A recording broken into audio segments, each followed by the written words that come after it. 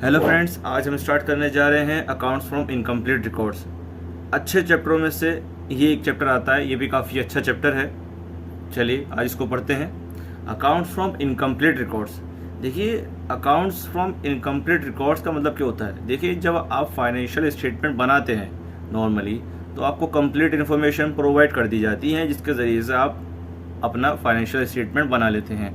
अगर आपको financial statement बनाने के लिए कंप्लीट इन्फॉर्मेशन प्रोवाइड नहीं की जाए, इनकम्प्लीट इन्फॉर्मेशन प्रोवाइड की जाए, तो आप उस इनकम्प्लीट इन्फॉर्मेशन के ज़रिए से किस तरह से आप फाइनेंशियल स्टेटमेंट बना सकते हो, वो हमें सिखाता है accounts from incomplete records. Incomplete record की मदद से आप अपना फाइनेंशियल स्टेटमेंट बनाओगे। इस चैप्टर के अंदर आपको सिखाई जाएगी ये चीज़। चलिए, इसमें एक स्पेशल टर्म आती है आपकी, जो आप पढ़ोगे इसके अंदर, जो बार बार रिपीट होगी। Statement of affairs. और एक और होती है जो आप जानते हैं, बैलेंस शीट। ठीक, statement of affairs and balance sheet दोनों ही फाइनेंशियल पोजीशन को रिप्रेजेंट करती हैं, लेकिन फिर इन दोनों में डिफरेंस क्या होता है। स्टेटमेंट ऑफ अफेयर्स और बैलेंस शीट में डिफरेंस क्या है। बैलेंस शीट जो बनाई जाती है वो कंप्लीट रिकॉर्ड से बनाई जाती है, स्टेटमेंट ऑफ अफेयर्स बनाई जाती है इनकम्प्लीट रिकॉर्ड से, जो हम इस चैप्टर में पढ़ेंगे। जब हम फाइनेंशियल स्टेटमेंट बनाएंगे, फाइनेंशियल स्टेटमेंट जब इनकम्प्लीट रिकॉर्ड से बनाएंगे, जो उसमें बैलेंस शीट बनेगी उसको बैलेंस शीट नहीं लिख के हम स्टेटमेंट ऑफ अफेयर्स लिखेंगे, क्योंकि वो इनकम्प्लीट रिकॉर्ड से बनेगी। इनकम्प्लीट रिकॉर्ड से बनने वाला स्टेटमेंट ऑफ अफेयर्स कहलाता है। कंप्लीट रिकॉर्ड से बनने वाला स्टेटमेंट आपका बैलेंस शीट कहलाता है। ठीक, अब चैप्टर स्टार्ट करने से पहले हमें एक रूल पढ़ना है, जो आपसे आता भी होगा। वो बहुत ज़्यादा इंपॉर्टेंट रूल है, बिना उसके आप ये वाला चैप्टर नहीं कर सकते। वो है आपका modern classification of accounts. Basic rule है। पहला, मॉडर्न क्लासिफिकेशन ऑफ अकाउंट्स क्या होता है। मॉडर्न क्लासिफिकेशन ऑफ अकाउंट्स के अंदर हमें 5 अकाउंट्स दे दिए जाते हैं, जिनके जरिए से हमें अकाउंटिंग करनी होती है। पहला होता है आपका एसेट्स, दूसरा होता है आपका लायबिलिटीज, तीसरा होता है आपका कैपिटल, चौथा होता है आपका एक्सपेंस, पांचवा होता है आपका income. Modern classification of accounts के ज़रिए से आप लगभग सभी अकाउंटिंग करते हो। बिना मॉडर्न क्लासिफिकेशन ऑफ अकाउंट्स के आप अकाउंटिंग नहीं कर सकते। मॉडर्न क्लासिफिकेशन ऑफ अकाउंट्स बताता है हमें 5 अकाउंट्स होते हैं, जिनकी 2 साइड होती है। हर अकाउंट की 2 साइड्स होती हैं आपकी। एक होती है डेबिट, एक होती है क्रेडिट। एक होती है डेबिट, एक होती है क्रेडिट, एक होती है डेबिट, एक होती है आपकी क्रेडिट, एक होती है आपकी डेबिट क्रेडिट। ठीक, मॉडर्न क्लासिफिकेशन ऑफ अकाउंट बताता है कि एसेट जिसकी 2 साइड है, हर अकाउंट की 2 साइड्स हैं आपकी। एसेट डेबिट में इंक्रीज होता है, क्रेडिट में डिक्रीज होता है। लायबिलिटी क्रेडिट में इंक्रीज होगी, डेबिट में डिक्रीज होगी। कैपिटल क्रेडिट में इंक्रीज होगा, डेबिट में डिक्रीज होगा। एक्सपेंसेस आपके डेबिट में इंक्रीज होंगे, क्रेडिट में डिक्रीज होंगे। इनकम डेबिट में डिक्रीज होगी, क्रेडिट में इंक्रीज होगी। आप सोच रहे होगे काफ़ी इजी कंसेप्ट है, क्यों बता रहे हैं, लेकिन इसको नहीं बताया तो आप ये वाला चैप्टर नहीं कर सकते। चैप्टर स्टार्ट करने से पहले आपको ये पूरी तरह से जहन में अपने उतारना होगा, तभी आप चैप्टर को अच्छी तरह से कर पाओगे। मॉडर्न क्लासिफिकेशन ऑफ अकाउंट्स के अंदर 5 अकाउंट्स आते हैं, asset, liability, capital, expense, income. हर अकाउंट की 2 साइड्स होती हैं, आपको पता है। डेबिट क्रेडिट, एसेट डेबिट में इंक्रीज होता है, क्रेडिट में डिक्रीज होता है। लायबिलिटी क्रेडिट में इंक्रीज होती है, डेबिट में डिक्रीज होती है। इसी तरह से ये भी अकाउंट है।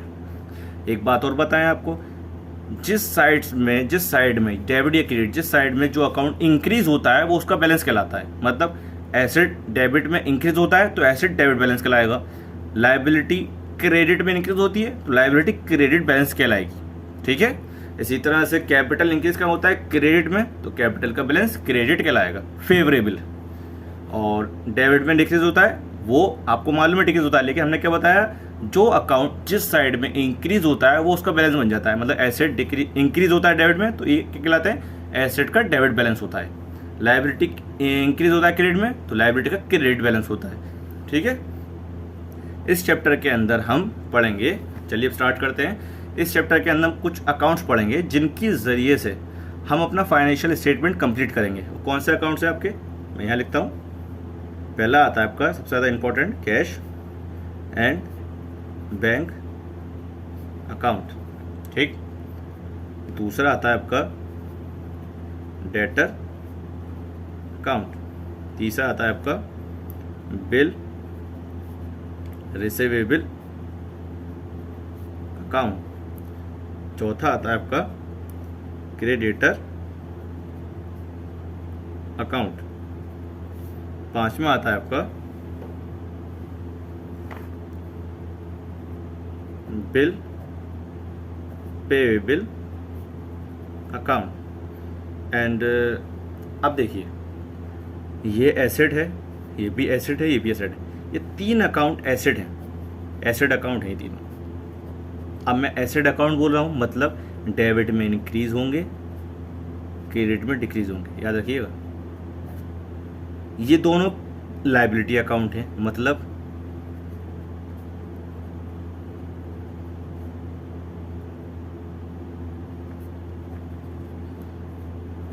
डेबिट में डिक्रीज होगा, क्रेडिट में इंक्रीज होगा। ठीक है, ये तो आपकी एसेट और लायबिलिटी की बात रही। अब एक्सपेंस भी तो है ना यहाँ पे, एक्सपेंस और इनकम। इनको बनाने के लिए इनका भी अकाउंट बनता है, लेकिन इनका अकाउंट कैसा आता है देखिए, उनके लिए बनता है मेमोरेंडम एक्सपेंस अकाउंट। इनकम का भी बनता है आपका मेमोरेंडम, हम आगे डिस्कस करेंगे इसको, इनकम अकाउंट। चलिए,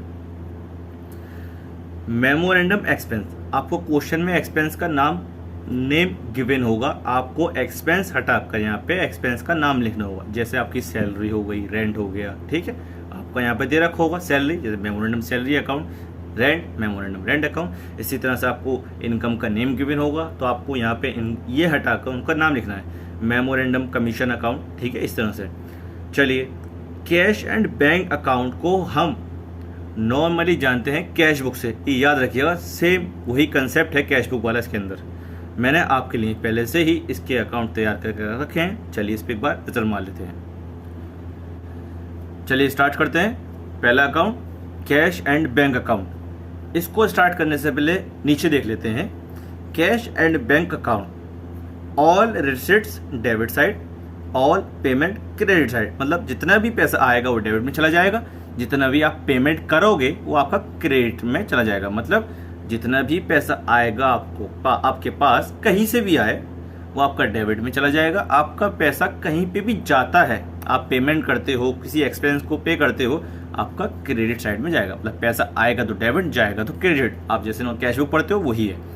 आप यहाँ से स्टार्ट किस तरह से करते हो, उसको किस तरह से स्टार्ट होती है आपकी cash book, to balance BT. अगर आपका बैलेंस दे रखा है ठीक है, नहीं दे रखा तब भी आप बैलेंस बीटी लिखोगे, और यहाँ पे अगर नहीं दे रखा बैलेंस तो आप डैश डैश बना देना, लेकिन आपको लिखना है। ठीक है, टू डेटर अकाउंट, आपको पैसा मिला डेटर से, कैश में मिला तो कैश साइड में, बैंक में मिला मतलब चेक मिला तो क्रेडिट साइड, वो बैंक साइड पे। टू बिल रिसीवेबल, आपको बिल रिसीवेबल का पैसा कैश में मिला तो आपको कैश ब्लॉक में आ जाएगा, अगर आपको बैंक में मिला तो आपका बैंक ब्लॉक में चला जाएगा। टू सेल्स अकाउंट, आपने कैश में सेल करी तो आपका कैश में आ जाएगा। आपने अगर बैंक से सेल करी, मतलब आपने कोई क्रेडिट कार्ड डेबिट कार्ड से चेक लेके कुछ सेल करी है, आपका बैंक साइड चला जाएगा। इसी तरह से काउंटर एंट्री है टू कैश अकाउंट। अभी अब देखते हैं अभी क्या आता है इसका। टू कैपिटल अकाउंट, आपने कोई कैपिटल इंट्रोड्यूस करा है कैश, तो कैश में आ जाएगा। बैंक में इंट्रोड्यूस करा है तो बैंक में चला जाएगा। टू कमीशन, आपको कमीशन मिली है, कैश में मिली है तो कैश साइड पे, आपको बैंक में मिली है तो बैंक साइड पे चली जाएगी। अब इधर आता है क्रेडिट साइड पे। बाय क्रेडिटर अकाउंट, आपने क्रेडिटर को कैश में पेमेंट कराया तो कैश साइड से माइनस हो जाएगा, अगर आपने बैंक से पे कराया तो बैंक से माइनस हो जाएगा। बिल पेबल, आपने कोई बिल पे कराया तो कैश से माइनस हो जाएगा, अगर आपने बिल पे करा है बैंक से तो बैंक से माइनस हो जाएगा। ये वाली एंट्री काउंटर है, ये और दोनों अभी देखते हैं इसे। बाय परचेस अकाउंट, आपने परचेस करी है कैश से तो कैश से माइनस हो जाएगा, अगर बैंक से करी तो बैंक से माइनस हो जाएगा, आपने कोई ड्राइंग करी है कैश से तो कैश से माइनस हो जाएगी, बैंक से करी बैंक से माइनस हो जाएगी। ये वेजेस, सैलरी, रेंट, इंश्योरेंस सब एक्सपेंस होते हैं, अगर आपने कैश से करें तो कैश से माइनस हो जाएंगे, वरना आपके बैंक से माइनस हो जाएंगे। ठीक है, अब आते हैं काउंटर एंट्री पर, देखिएगा ध्यान से, टू कैश अकाउंट और बाय बैंक अकाउंट। देखिए आपने अपने कैश कम कराए, बाय बैंक अकाउंट आपने अपना कैश निकाला है बिजनेस से, ठीक है, उसको बैंक में जमा कर दिया। ध्यान समझिएगा, बाय बैंक अकाउंट आपने अपने बैंक बिजनेस से कैश लिया, अपने बैंक में जमा कर दिया। अपना बैंक मतलब बिजनेस का बैंक, बिजनेस के अंदर ही है पैसा, ध्यान सुनिए, बिजनेस के अंदर ही है पैसा, लेकिन आपने अपना कैश जो आपके हैंड में था आपने उसको डिपॉजिट करवा दिया बैंक में, तो इसलिए काउंटर एंट्री हो गई आपकी। बाय बैंक अकाउंट कैश कम हो गया, टू कैश अकाउंट बैंक बढ़ गया। ठीक, चलिए अगले अकाउंट पे आते हैं। दूसरा अकाउंट है आपका डेटर अकाउंट। दूसरा अकाउंट है आपका डेटर अकाउंट। इसमें बैलेंसिंग फिगर जनरली क्या आती है, जो आप क्वेश्चन करोगे उसमें बैलेंसिंग फिगर जनरली क्या आएगी, और याद रखिएगा आपकी बैलेंसिंग फिगर सिर्फ एक साइड पे ही आएगी, डेबिट में आएगी या क्रेडिट में आएगी। ठीक है, आपकी दोनों तरफ बैलेंसिंग फिगर किसी भी अकाउंट में नहीं आएगी। चलिए डेबिट साइड में अगर बैलेंसिंग फिगर आती है या क्रेडिट साइड में बैलेंसिंग फिगर आती है, पहले समझ लेते हैं। डेबिट साइड आपकी अगर बड़ी है क्रेडिट साइड से, समझिएगा, अगर आपकी डेबिट साइड बड़ी है क्रेडिट साइड से, इसका मतलब आपके डेटर ने आपको पैसा दे दिया, आपको क्या हुआ है, कलेक्शन फ्रॉम डेटर, आपको वहाँ से पेमेंट रिसीव हो गई। क्या एंट्री बनेगी, बाय कैश या बैंक अकाउंट। ठीक है, बैलेंसिंग फिगर अगर आपकी क्रेडिट साइड बड़ी है डेबिट साइड से तो आपकी बैलेंसिंग फिगर इधर आएगी, तो इसका मतलब क्या होता है, टू क्रेडिट सेल, आपने सेल करी है। ठीक, फिर नेक्स्ट अकाउंट आता है आपका बिल रिसीवेबल अकाउंट। चलिए एक बार समझ लें इसको, अकाउंट को, एसेट साइड है, डेटर अकाउंट क्या होता है, एसेट। एसेट कहाँ से स्टार्ट होता है, आपका बैलेंस शीट, डेबिट। भाई एसेट का क्या बताया था, एसेट का बैलेंस क्या होता है, डेबिट, क्योंकि वो डेबिट में इंक्रीज होता है। जैसे आपने बताया, अभी हमने बताया आपको मॉडर्न क्लासिफिकेशन ऑफ अकाउंट के थ्रू कि जो अकाउंट जिस जगह पे इंक्रीज होता है उसको वो बैलेंस बन जाता है। मतलब एसेट का इंक्रीज होता है डेबिट में, तो इसलिए डेबिट कहलाता है आपका एसेट। तो कहाँ से स्टार्ट होता है, डेबिट साइड से, तो to balance sheet, opening balance आ जाएगा आपका यहाँ पर। ठीक है, टू बिल रिसीवेबल, आपने कोई बिल दिया था अपने डेटर को या किसी को, तो वहाँ से उसका पेमेंट नहीं आया, वो बिल डिसऑनर हो गया आपका, तो डेटर दोबारा बन गया आपका, to bill receivable account dishonour से, टू बैंक अकाउंट, ठीक, to sales account, by sales return, by discount, आपका ये बैलेंस फिगर आई गई थी, बाय बिल रिसीवेबल, आपने कोई बिल दे दिया फिर बना के, by bad debt, by balance sheet, closing balance आ गया आपका। अब आता है आपका बिल रिसीवेबल अकाउंट स्टार्टिंग, ये भी एक एसेट अकाउंट होता है। ये कहाँ से स्टार्ट होगा, अगर एसेट अकाउंट है तो ये भी फिर डेबिट साइड से ही स्टार्ट होगा, क्योंकि ये भी एसेट अकाउंट है। टू बैलेंस शीट यहाँ से स्टार्ट हुआ, ठीक है, by creditor, by cash and bank, by discounting charges, by balance sheet. ठीक है, अब इसकी बैलेंस फिगर भी दो साइड आएंगी, डेबिट भी आएगी क्रेडिट भी आएगी, लेकिन आपको आंसर में सिर्फ एक ही मालूम करनी होगी, दो नहीं मालूम करनी होंगी। इसकी जनरली बैलेंस फिगर क्या आती है, बिल रिसीवेबल अकाउंट की जनरली बैलेंस फिगर आती है इसकी, क्या देखते हैं, डेबिट बैलेंस में क्या आती है, PR collected, bill receivable collected, और क्रेडिट बैलेंस में क्या आती है, बिल रिसीवेबल ड्रॉन। देखिए मतलब क्रेडिट साइड अगर ज़्यादा है डेबिट साइड से, क्रेडिट साइड ज़्यादा है डेबिट साइड से, तो आपकी क्या आई होगी बैलेंसिंग फिगर, आप मुझे बताइए, आपकी आई होगी बी आर ड्रॉन। ठीक है, अगर आपकी बैलेंसिंग फिगर डेबिट साइड ज़्यादा है क्रेडिट साइड से, डेबिट साइड ज़्यादा है क्रेडिट साइड से, तो आपकी बैलेंसिंग फिगर आएगी बी आर कलेक्टेड, मतलब आपको पैसा मिल गया बिल रिसीवेबल का। एक स्पेशल पॉइंट और है इसके अंदर, वो देख लेते हैं। चलिए स्पेशल पॉइंट आप ये रहा आपका, in case both accounts debtor and bill receivable account given in question, so firstly we should make B R मतलब bill receivable account and then debtor account. अगर आपको क्वेश्चन में डेटर भी दे रखे हों, आपको बिल रिसीवेबल दे रखे हों, तो आपको पहले बिल रिसीवेबल अकाउंट बनाना है, उसके बाद ही आप डेटर अकाउंट बनाओगे। ठीक है, चलिए अगले अकाउंट पे आते हैं, क्रेडिटर अकाउंट। क्रेडिटर होता क्या है, एक लाइबिलिटी होता है, लाइबिलिटी होता है as per modern classification of account, तो बैलेंस कौन सा होगा उसका, क्रेडिट साइड वाला। ठीक है, very good, by balance sheet से स्टार्ट करेंगे यहाँ से क्रेडिट साइड से। ठीक है, चलिए बाय डेटर अकाउंट आपका इधर आ जाएगा, टू डिस्काउंट अकाउंट, आपको कोई डिस्काउंट मिला, आपने कोई क्रेडिट से खरीदा, उसने आपको डिस्काउंट दे दिया, वो आ जाएगा। By purchase, to purchase return, आपने कोई परचेज खरीदी उसको रिटर्न करा आपने, to bill receivable, to bank account, to bill receivable account, to balance sheet. ठीक है, इसकी बैलेंसिंग फिगर पे आते हैं। देखिए जो आप देख रहे हैं बहुत सारे आइटम जो आ रहे हैं और भी चाहे थे, इसका आप टेंशन न लें बिल्कुल भी, जब क्वेश्चन करेंगे तो आपके खुद माइंड में आ जाएगा ये किस तरह से क्यों आ रहे हैं, ठीक, जब हम क्वेश्चन भी करेंगे इसके आगे भी। तो डेबिट क्रेडिट इसकी भी साइड होती हैं, तो इसकी बैलेंस फिगर भी दो आएंगे फिर हमें, लेकिन आंसर क्वेश्चन के अंदर सिर्फ एक ही निकालनी होगी जब आंसर निकालेंगे, ठीक है। तो इसकी जनरली बैलेंस फिगर क्या आती है, डेबिट साइड में payment to creditor, credit side में क्रेडिट परचेजेस। मतलब अगर आपकी डेबिट साइड ज़्यादा है, ध्यान दिएगा, अगर आपकी डेबिट साइड ज़्यादा है क्रेडिट साइड से, अगर आपकी डेबिट साइड ज़्यादा है क्रेडिट साइड से तो आपने परचेस करी है, ठीक है। अगर आपकी क्रेडिट साइड ज़्यादा है डेबिट साइड से तो आपने पेमेंट करी है अपने क्रेडिटर को, ठीक है। अगर आपकी डेबिट साइड ज़्यादा है क्रेडिट साइड से तो आपने परचेज करा है और अपने क्रेडिटर से, ठीक है। अगले अकाउंट पे आते हैं, बिल पेएबल अकाउंट। ये अगला अकाउंट है आपका, ये भी लाइबिलिटी अकाउंट होता है।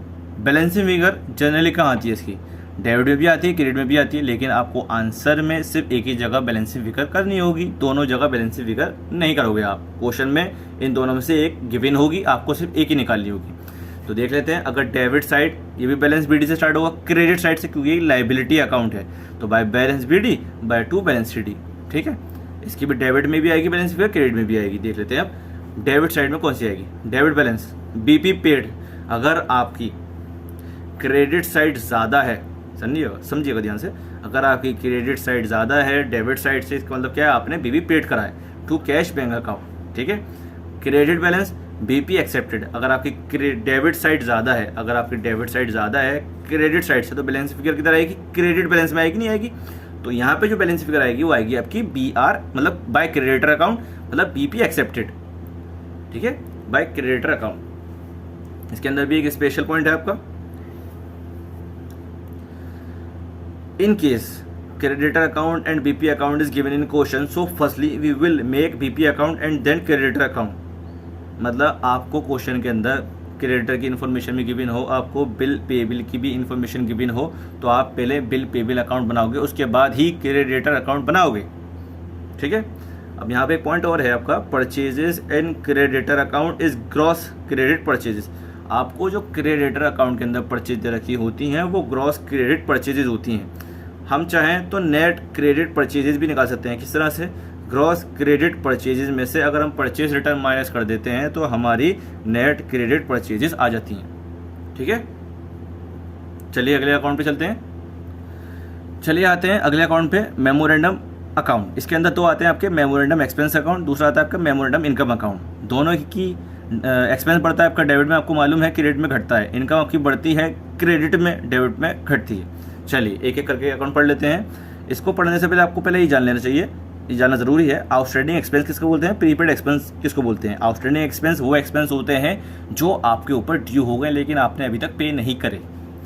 प्रीपेड एक्सपेंस वो एक्सपेंस होते हैं आपके जो आपने आने वाली, मतलब जो आपके ऊपर होते लेकिन आपने उनको पहले ही पे कर दिया, आपने होने वाले एक्सपेंस को एडवांस में ही पे कर दिया, फ्यूचर लायबिलिटी कम कर दी। रेंट को ले लेते हैं हम इस यहाँ पर, जैसे आपको, जैसे 2022 चल रहा है मई, ठीक, आपने 2022 की मई में जून प्लस जुलाई प्लस अगस्त का रेंट दे दिया मई के अंदर ही, तो आपने आने वाली फ्यूचर लायबिलिटी को कम कर दिया। तो जो आपने आने वाली, मतलब जून प्लस जुलाई अगस्त के जो रेंट दिया है तो वो आपने क्या करा, प्रीपेड कर दिया, तो वो आपके लिए एसेट बन जाएंगे क्योंकि आपने आने वाली लायबिलिटी को कम कर दिया।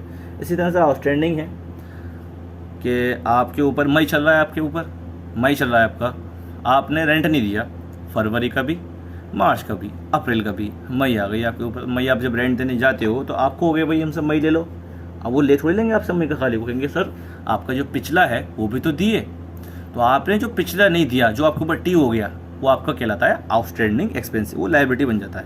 लायबिलिटी का बैलेंस आपको मालूम है क्रेडिट होता है, ये एसेट का बैलेंस डेबिट होता है, ठीक है। तो डेबिट होगा एसेट का बैलेंस, तो आपका यहाँ से स्टार्ट होगा to balance BT, prepaid at the beginning, पिछली साल जो आपने प्रीपेड करा होगा एक्सपेंस वो यहाँ आ जाएगा, इस साल जो आप प्रीपेड करोगे वो इधर आ जाएगा बाय बैलेंस शीट से, प्रीपेड एट द एंड, ठीक है। अब एसेट हो गया। अब लायबिलिटी देखते हैं, लायबिलिटी अकाउंट आपको मालूम क्या होता है, क्रेडिट बैलेंस होता है उसका, तो यहाँ से स्टार्ट होगा क्रेडिट से by balance BT, outstanding at the beginning, आपका पिछले साल का जो आउटस्टैंडिंग रह गया था वो इधर आ जाएगा, आपका इस साल का जो आउटस्टैंडिंग रह गया है वो इधर आएगा बाय टू बैलेंस शीट के नाम से आउटस्टैंडिंग एट द एंड। अब बैलेंस शीट फिगर आपको इन दोनों में से एक क्वेश्चन के अंदर ही गिवन होगी, ये दे रखी होगी आपको, ये दे रखी होगी, आपको सिर्फ एक ही निकालनी होगी हर अकाउंट के अंदर की। मैं आपको बार बार बता रहा हूँ कि आपको बैलेंस शीट फिगर सिर्फ एक ही निकालनी होगी, आपको एक क्वेश्चन के अंदर गिवन होगी। अगर आपकी balance sheet figure credit side में आती है तो by profit and loss account आ जाएगा आपका, अगर आपकी डेबिट साइड में आती है तो कैश अकाउंट आ जाएगा। चलिए अगले अकाउंट पे आते हैं, memorandum income account. As per modern classification of account, income का बैलेंस क्या होता है, डेबिट या क्रेडिट? क्रेडिट, मतलब क्रेडिट में इंक्रीज होगी, डेबिट में डिक्रीज होगी, ठीक है। अब इसको समझने से पहले छोटा सा एक और कंसेप्ट समझ लेते हैं। आउटस्टैंडिंग इनकम एसेट हो जाता है आपका, प्रीपेड इनकम लायबिलिटी हो जाती है आपकी। चलिए स्टार्ट करते हैं। आउटस्टैंडिंग इनकम क्या होता है आपका, एसेट, तो एसेट का बैलेंस क्या होता है, डेबिट, तो इधर आ जाएगा टू बैलेंस बीडी, ठीक है। आउटस्टैंडिंग एट द बिगिनिंग, पिछले साल का outstanding, bye balance sheet outstanding at the and, इस साल का आउटस्टैंडिंग, ठीक। प्रीपेड इनकम क्या होती है, लायबिलिटी, तो लायबिलिटी का बैलेंस क्या होता है, क्रेडिट, तो आपका यहाँ से स्टार्ट हुआ क्रेडिट साइड से, बाय बैलेंस बीडी। और prepaid at the beginning, to balance sheet, prepaid at the end. अब इन दोनों में से एक बैलेंस फिगर आपको क्वेश्चन के अंदर दे रखी होगी, आपको सिर्फ एक निकालनी होगी to profit and loss account. अगर आपकी क्रेडिट साइड आती है इधर, आपकी बैलेंस फिगर निकालनी है इधर साइड में, डेबिट साइड में, तो आपका इधर डेबिट साइड में जो बैलेंस फिगर आएगी वो आएगी आपकी to profit and loss account. अगर आपकी डेबिट साइड पूरी है, क्रेडिट साइड में आपको बैलेंस फिगर निकालनी है तो आपकी आएगी बाय कैश अकाउंट। देखिए ऊपर वाला पूरा ये ब्लॉक उठ के यहाँ गया है, ऊपर वाला पूरा ये ब्लॉक उठ के यहाँ गया है, ठीक है। याद रखिएगा ये चीज़, काफ़ी इंपॉर्टेंट कंसेप्ट है, इसके बगैर क्वेश्चन करना बहुत ज़्यादा मुश्किल हो जाता है। चलिए आगे इसके बाद हम क्वेश्चन करते हैं। अगर आपको मेरी वीडियो पसंद आई हो तो आप प्लीज़ शेयर, लाइक एंड मेरे चैनल को सब्सक्राइब ज़रूर करिएगा। Thank you so much.